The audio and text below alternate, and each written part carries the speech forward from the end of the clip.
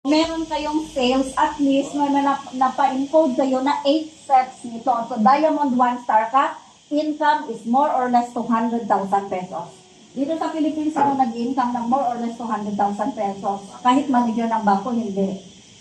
Pero alam niyo, pag dumating sa point, ilang years na kayo dito at binibuild niyo yung team niyo, ang 180,000, pwedeng tax niyo lang yan sa isang buwan. Okay lang kayo? Walang reaction. Okay lang kayo. Sige, okay. Hindi ako ba kayo? Ang kape, pinapaluto ko pa yung kape sa baba. Hindi ako nakabalakbak eh. Binibilisan ko, kayo ko pumikit kasi kung tinang oras, late na tayo. Kaya siguro hindi kayo humihinga. Okay. Now, speaking of social media, social goals, I'm going to share to you my experience. Na napakaswerte ko talaga na super blessed talaga ako kasi I found this company and I thank my old self kasi I made a decision. Sabi nila ang hirap, ang iba doon ito ilang beses sa public balik sa Riway, hindi pa rin makadesisyon. Kasi ang Riway ay hindi madali. I'm telling you, it's brutally hard. Only very few can survive. Very few lang ang magko-continue dito. Pero ano yung reward? Okay? So, I was one of the 50 top leaders in Riway, Philippines, na nagkaroon ng konting cruise ng 18th year anniversary sa Bangkok. Imagine, nakasabit ako, 48 na ba? Nabapag-7 ako, di ba? Kunti na lang, malaglag na ako sa top 50 sa Philippines. So, alam mo guys, kami na, sa Joy kami, nagpupunta kami doon, pupunta kami sa Bangkok 2 to 3 times a year. Kasi nandun yung events, okay? Every time na pumupunta kami doon, kahit ayaw namin mag-cruise, pumupunta kami ng cruise para may picture kami at parang kasi napagsawaan na namin ang pag-cruise. Naano nyo na ba yan, na experience yung mga mag-cruise? Kahit sige, tamad na gano'n. Sige, mag-cruise na dito sa Bangkok. Napilitan pa? Pilit pa kami. Pero ano nangyayari sa cruise na yan? Kapag regular na cruise, 3 hours yan iikot sa Bangkok. Pipili kong paggabi o panghapon, makita nyo lahat. At habang umiikot dyan, kasi lagi nakabook sitting supreme sa taas sa deck, no? Tapos, kain, seafood, lahat. Kasi napakamura lahat ng pagkain sa Bangkok. Okay? Ini-enjoy mo, kanta, sayaw dyan, no? Sasayaw mga Indian, sasayaw mga Pilipino, Indian, ang saya-saya, grabe na experience namin. So, matatawaran ba yung experience na yan? Hindi!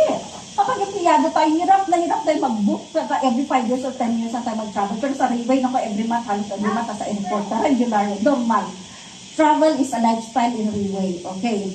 And, ang Riway Philippines nag-prepare sa amin. Actually, lahat ng countries na merong branches ay nag-prepare sila ng top 50. So, instead na 300 to 400 ang laman ng barko na yan, 50 lang kami. Ano yung feeling?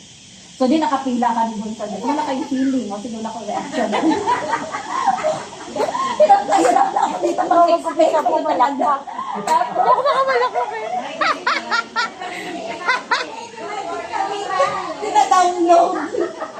Kapag nakapila kami dito, dumating yung barko na may pink ang ilaw. Riway. O, ano yung feeling ba? Goosebumps. Sa dati, 300 to 400. Umaakit, siksikan, bilisan mo. Ito, may number.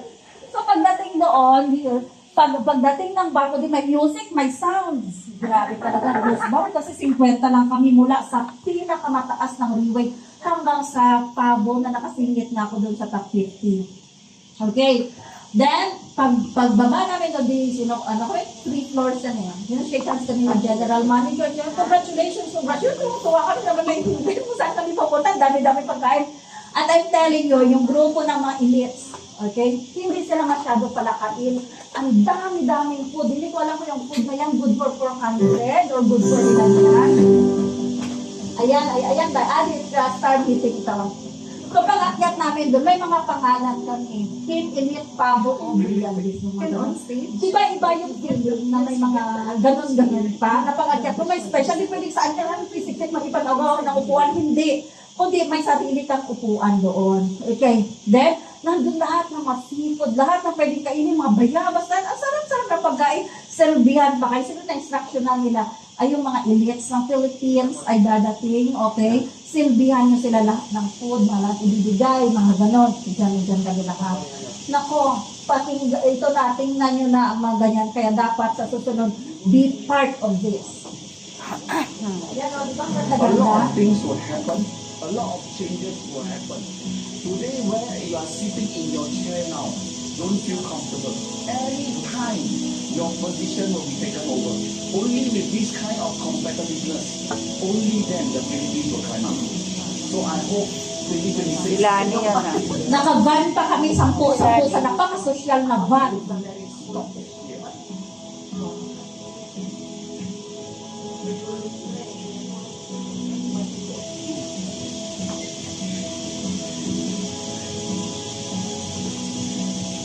Mag-hire sila ng singer, 2 kanta lang ng singer. Lahat mga Pilipino kumanta. Sabi na sayang pa rin tayo nag-hire ng mga singer. Next time pa lang, mga Pinoy pa lang mga singer. Okay. So parang we own the night during the time. So iba yung feeling, imagine sa dami-dami ng elite sa Philippines. Kasi may star meeting yan. Nung star meeting kami after the event ng debrief, kasi yung kanina nakikita nyo, may mga puti sa mabaguhan. Ito yung mga Team Elite Pegasus. Ang Team Elite Pegasus, ang pinaka-lowest income nila in 1 month is, I think 5 million in 1 month. Okay. So, kapag Pegasus ka dito, tapos nasa grupo ko ng ma-elite, table ng ma-elite, tapos kwentuhan na bili ng sasakyan, bili ng lupa, bili ng bundok, bili ng dagat, bili ng isla. So, nabahiya ka na kung ang kinita mo ng 10 million. True. Okay, so, huwag nyo to paniwalaan kung hindi nyo nakita at na-experience ang Railway. Dati, pag kinakwento ko kay Ate Tet, wala lang yung experience niya. Maniwala kayo, hindi bumababa sa 6 digit a month. Yeah.